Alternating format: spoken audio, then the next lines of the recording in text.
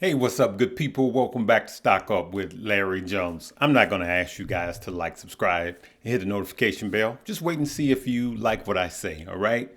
Go on ahead and hit that like button, good people. Hey, let's talk about what is the hot topic today, and that is yet again the debt ceiling, okay? The debt problem, or the tardiness in raising the debt ceiling, which is not the total problem. The problem is that there's a lot of junk in this bill that should be done away with. For instance, there is some money left over from COVID, right? That is not being used. The president just declared it's over, right? But there's funds that are still hanging in limbo that they will not release. And this is the type of political stuff. Shame on both sides, because both sides, the Republicans do it, the Democrats do it. It's just political satire is really what it is. It's like a play that they do, but they hurt the American people. I mean, you're talking hundreds of thousands of jobs that could be wiped out if we default. But the facts remain that we have never defaulted.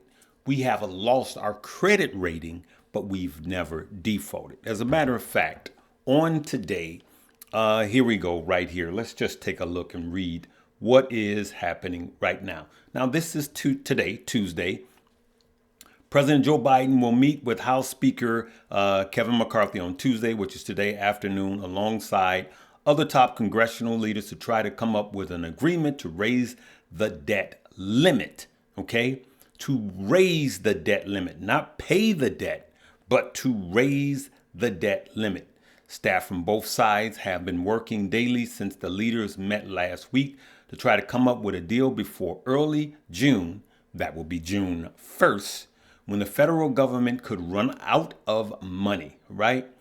The leaders left their meeting a week ago with little progress to show, all right? So McCarthy keeps leaving these meetings saying, we have gotten nowhere. And then Biden keeps being quiet, right? And so this is what we have to deal with. Two people that care more about parties than people, all right? And the truth be told, you and I are going to pay for it, right? You and I are going to pay for it. So what should we do? We should be positioning ourselves to absolutely get what's due us, right? There's going to be plenty of money lost. Now, we know, like the military and all of that, all of those that are not going to get paid, they're just going to get back pay when they do increase the debt ceiling, right? Which they will do. They always do. They will do. We have never, ever, ever defaulted, right?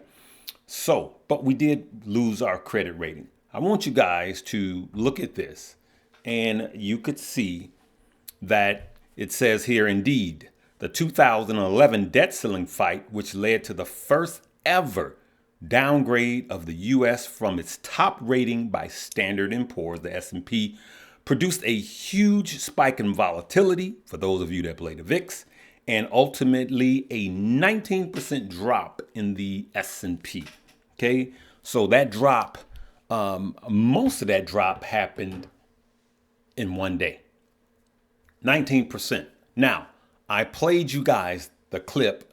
I believe it was a Republican senator about a week ago that said this time, instead of 19%, he suggests 40 to 45%. Now, I'm going to say to you that if it scares you, you shouldn't be scared. And I know that sounds crazy. Why should I be scared? That's just, oh my, that's horrible. You should be prepared. Last time this happened in 2011, it was August 5th of 2011. Most of it happened in one day. So let's go back so we could see how to prepare ourselves for what's to come. All right. So let's see here. Market. Oh, look at this. So I hope you guys could read this. Financial stock were among the hardest hit. This is back in 2011, right? Banks like Bank of America fell 20%. Look at this. Citigroup, Morgan Stanley, look at that. Another 15%. And look at this. Look at this. The VIX, Wall Street's so-called fear index, jumped. Look at this, good people. 44% to this. The highest level since 2009. So this was 2011, but it was the biggest since 2009, right? And you guys know what happened in 2009. You guessed it. It was the recession. So this is how I prepare for the future. You have to see where you've been to tell where you're going. Now, none of this works 100% of the time, but it is simply something to go off of. So now, if you're like me, you're thinking, let me just get prepared with the VIX just in case, right? But let's take some of the things that you guys, see here, on August 5th, see here, that was the date that the announcement came. You see here, first ever downgrade U.S. Sovereign debt, lowering the rating one notch to AA. We went from AAA to AA. And I know some of you that didn't do well in school thinking, I'll take 2 A's over 3. I'll take a B. I get you. But it is a downgrade. That is a downgrade for the U.S., all right? So now what I did was I thought about how can I help you guys be prepared instead of scared for situations like this. One of the things that I did was I looked at the things that we consume every day. And I just picked 2 random companies. Starbucks. Most of you guys have had Starbucks either today or yesterday. Most of you guys that are listening to me, okay? And I know there's a few that says, I don't like Starbucks. You're not the majority, okay? And then I picked BP, oil. We all need gas, right? In spite of how worse things get, we need gas. So here, I just went in this date range. Here you can see 8/8, right? So that's January, February, March, April, May, June, July, August, right? I had to recount. You guys didn't see me, but I was doing this, okay? All right. So that's August. Remember, August 5th, right? So August 5th is when it happens. This is August 8th. But you could see what happened right after that, okay? Because August 5th was on a Friday, okay? Remember, August 5th was on a Friday, and they intentionally waited until Friday to give the downgrade, right? So you had Saturday and Sunday, and then what happens to the market, okay? So now here we go. Look at this. Look at the fall. Now this blue line, this is Starbucks. This green line, it is oil, right? It's your gas, right? It's BP. So if you just look from here, the blue line, let's follow the blue line. And as you could see, you're talking about a 20 or 15% on Starbucks. And you're talking about 20% on BP. You're talking about a 20%-ish fall on BP. Well, about 18% on BP, right? Now, that was then. This is now. You're talking 40 to 45%. I think that's a bit much, but anything is possible. But even 30 to 35% is much lower than the October lows, right? So let's take a look here. I know I covered this, but I wanted to go more in depth so you guys could be prepared. So remember how I was just showing you just Starbucks and BP were down about 18%, right? And that was 2011, right? And that's when the overall market only fell by 19%. It only fell by 19%, right? Let's go back to it. As you can see here, that's when it only fell, the S&P, about 19%. But just remember, it's going to be worse this time, right?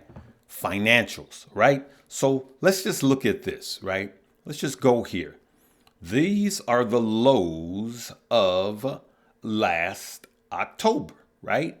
As you could see, it is about a 15% fall. So if we just simply fell from where we are now, we would be back down to October lows of a 15% fall, right? And for those of you that think or thought that the lows of October was the absolute lows, here's another chance. So my purpose in revisiting this is let's be prepared and not scared. Now we could literally go, and I would suggest go back to every individual stock that you would like to have and do the same thing. If it's Apple, if it's Microsoft, which those are frothy, if it's AMD, Nvidia, which I think are frothy, good long term. I'm in them all. I plan on being all of them long term. But when you talk about loading up, if we go down, not like the senator said, 40 to 45%, if we go down 30%, we will blow 15% lower than the lows of October. Just keep that in your mind. If we do like we did in 2011 and lose our credit rating, not default, full on default, lose our credit rating. So you're talking about 25% plunges on some of these stocks, especially if it goes down 40 to 45%, right? And for me, I'm going to say something very bold. If they do it, I'm going to say thank you. And I'm going to get my long-term positions. I'm going to line them up. And remember, this only lasted about a day. And I'm going all in. And I'm going into the stock that I want to invest in, not swing trade. That's different. And I'm going to load up on all of the stock, whether it be growth stock, whether it be blue chip companies, whether it be ETFs. I'm going all in and I'm not worrying from that point. Actually, it would make things a lot simpler. So let everybody else be scared when they talk about the debt ceiling. You and I will just simply be sitting there waiting, all right, and watching, okay? So let me know if this has been any help, if it's shining a light on anything. And my question to you is, are you scared or are you prepared, right? Hey guys, you guys know that go ahead and get your 20 free stock, all right? At least 10 by depositing $100. You could see the amounts right there. That is a Moomoo, okay? That's the second link below. You guys know about the class. But make sure that you fund those accounts, okay? They may call and ask, is it you? Don't let that scare you. It is them, okay? So that's what I want to talk about today. Let me know what you think, okay? So just remember this. While they're fighting and you're panicking, somebody's making money. The question is, will you be one of them? Live, learn, live, learn. See there? Live, learn, laugh, right? You guys know the L's. I'm not editing this out. I'll see you guys tomorrow. All right, peace.